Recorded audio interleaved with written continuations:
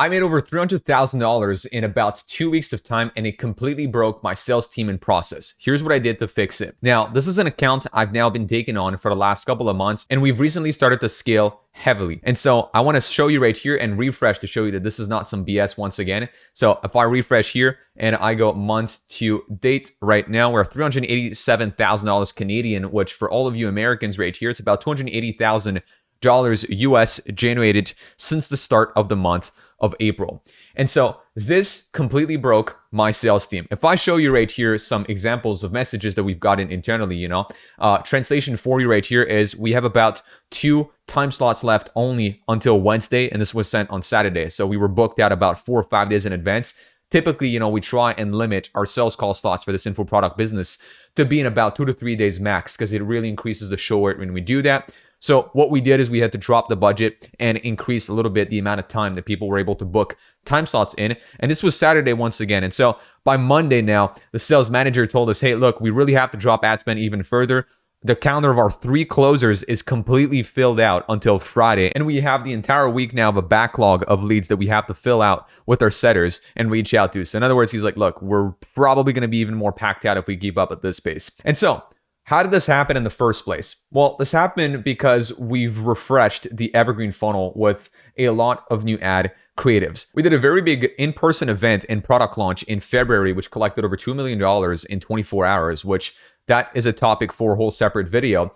But that being said, we kind of let the evergreen funnel a little die out, if you want, for the last few months. Like, it didn't receive a lot of love, and our focus was really on launching this event. And so now, event being done, spent March strategizing, what was going to happen with the new ads, scripted the ads, shot over 100 new ads, and in April, starting around, started ripping with those new creatives. And so let me show you just the difference in cost per call, okay? So right here is an example. This is me showing you month to date, but if we're going to go week by week, okay?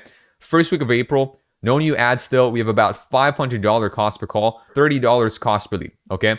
Second week of April right here, we're looking at $18 cost per lead, which is crazy down, and $132 in cost per call, okay?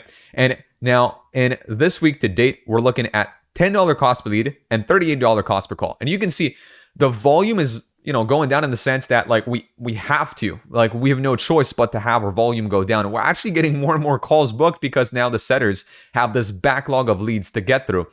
We've just broken the entire funnel when doing so. And I want to play very quickly on screen a clip of Dan Martell that my client and I were looking at the other day, which kind of explained the situation. So here we go. Millionaires build systems, billionaires build people. The product to grow a company is the thing you sell, which is the initial product, and then the product becomes the people. There's 2 funnels. There's a customer funnel and the talent funnel. And if they come together at the same time, you have a beautiful business. If you don't have enough talent, then your customers get pissed off. If you have too much talent, you don't make any money. That's literally the equation. Customers, team members. They got to meet in the middle at the same time, and your ability to hire, develop, and retain top talent is the fucking missing skill. So the thing here is we actually need to fill out 2 pipelines simultaneously. And this is just one of the bottlenecks that I see at scale with a lot of info product and coaching clients that we work with.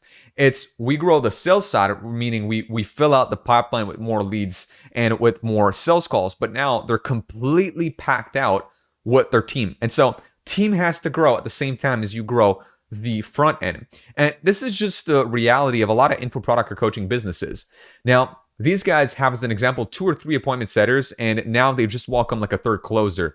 And so even with that, booking 94 calls week to date, and this is just in what, 1, 2, 3, 4, 5, and we're just Friday morning right now. So I'm going to go 5.25 days. Let's just put it that way. So if we go 94 divided by 5.25 days roughly, this is 17 calls booked a day, okay? And in their cases, I'm going to round it up to about 18.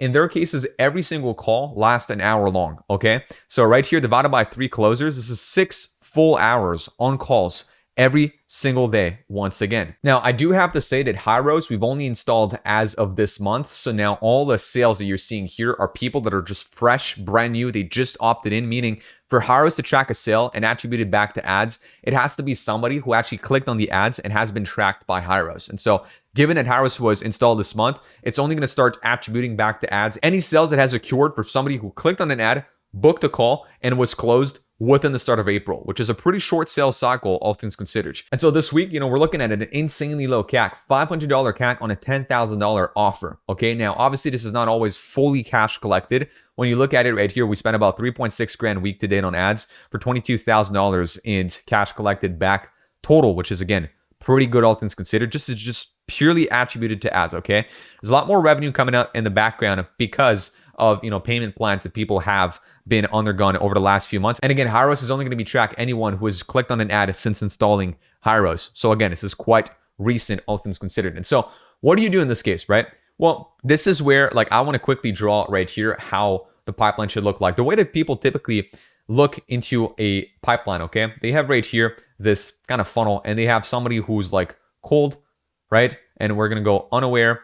And then they have somebody who's a little more problem aware. So I'm going to go prob right here. They have solution aware. Then they have right here product aware. And then most aware. Okay.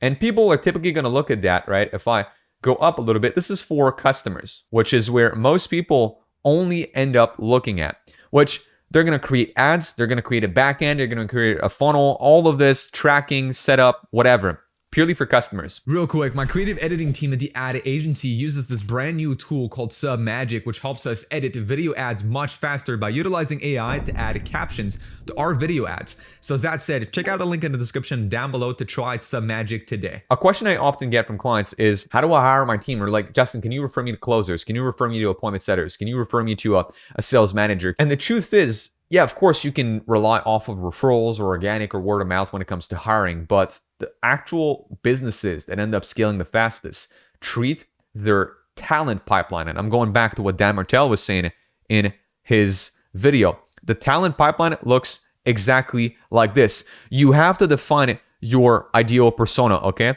And the way we're now approaching that, which we've literally just tossed aside. We were about to script a new VSL for the evergreen funnel. We were about to create some bottom of funnel, testimonial heavy ads for this client. But because things took off so quickly when launching all the new ads, we're like, okay, scrap that for now, put that to the side, and we got to focus on our talent pipeline. And so what we're doing right now is we're treating this pipeline the exact same way as we are treating our customers' pipeline. What do I mean by that? Well, we started by defining who is our ideal persona. Have they been a closer before? Have they been a setter before? How can we best show them the career pathway that we want them to take from setter to closer to sales manager?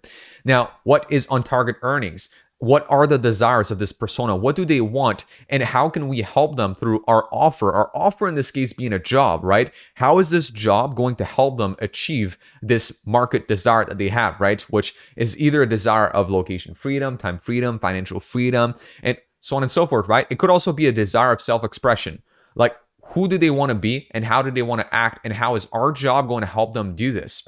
And so people seem to think that talent acquisition is a whole different beast than acquiring clients, but it's not. It's literally the exact same thing. And this is the exact exercise we're now going through with this client. And so we've defined who is our target persona for talent, okay? So as an example, it's they've not been a closer before because we do not want people with an ego. This is a real estate offer.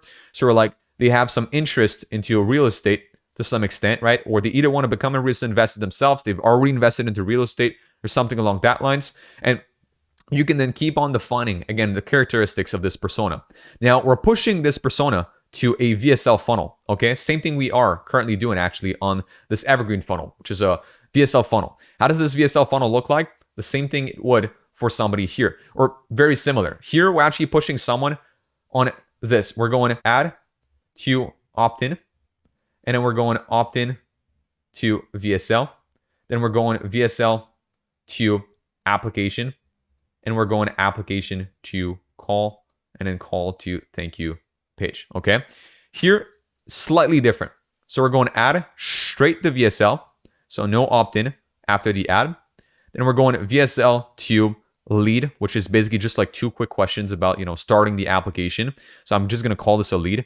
Then lead to application, and then application, which it pretty much ends here, but I could even divide that into different steps. So we've divided our application process into personal information, then it's a questionnaire, then at every step of the way, there's a video, and I could add that right here. There's a video explaining to them what this step is about. So video, lead below, video, application below video, personality test below video, asking for a loom, so on and so forth, okay? And so when you look at that, very similar funnels.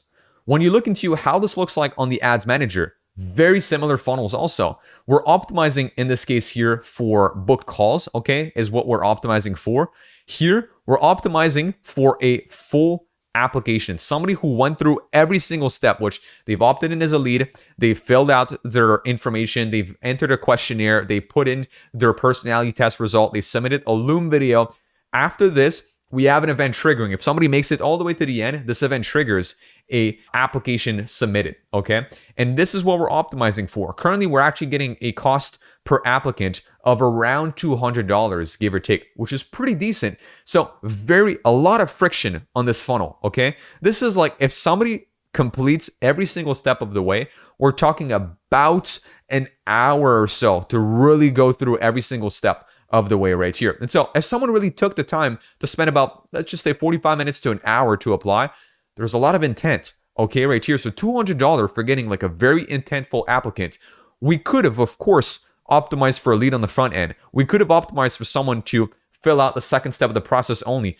Just like ads, you can change where in the funnel is your optimization event. So I could divide my funnel like this, okay? I could go like here and I could say, this is, a click, and then this is like application submitted. And then I have right here like a lead, right? Somebody who just fills out their name. And then I have, let's say, my, personality test right here. Then I have the Loom submitted. Then I have, let's say, my questionnaire. So I'm going to go questionnaire.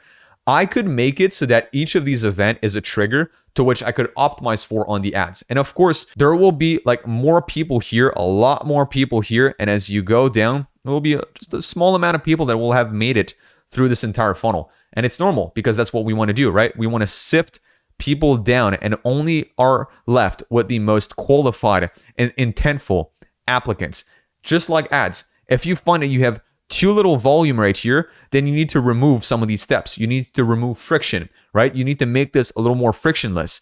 If Meta has trouble optimizing because you have too few applicants, then start optimizing for somebody who did a questionnaire or a Loom or a personality test as an example, or became a lead or whatnot, right? It's like you have to change your optimization event upstream. And so my lesson here is when you break your sales team, first of all, you hopefully are not in a position where you've actually broken the sales team. You should have been proactive about this, which we were with this client, but the thing is, we weren't proactive enough. Here's what I'll say. We were currently working on that, but we were forecasting it to be about a month out before us actually capping out our sales team, and it just happened much faster than what we expected. So the overall lesson in this video is you should always have two pipelines active up and running. They're not that much different from one to the other. From an advertiser standpoint, from a funnel standpoint, you have to define the persona, you have to understand their desires, you have to treat them like they would be a client. The product in this case is the job, and you have to be able to match said job with said person's desire. And if there's too much friction, you change the optimization event, you remove steps in the funnel.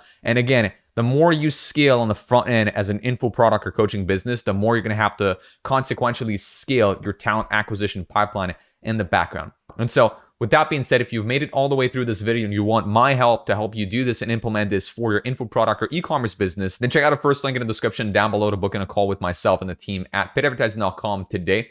And on that note, if you want to work one-on-one with me through my Ad Engine Inner Circle and see how I run ads, how I implement these techniques into our clients' businesses, you want me to review your offer, funnel, ads, name it, then check out a second link down below to join my Ad Engine 101 Inner Circle. On that note, I'm going to wish you an amazing day. Check out other videos on the channel for some more useful e-commerce and info product marketing tips, and I'll be seeing you in the next one. Peace.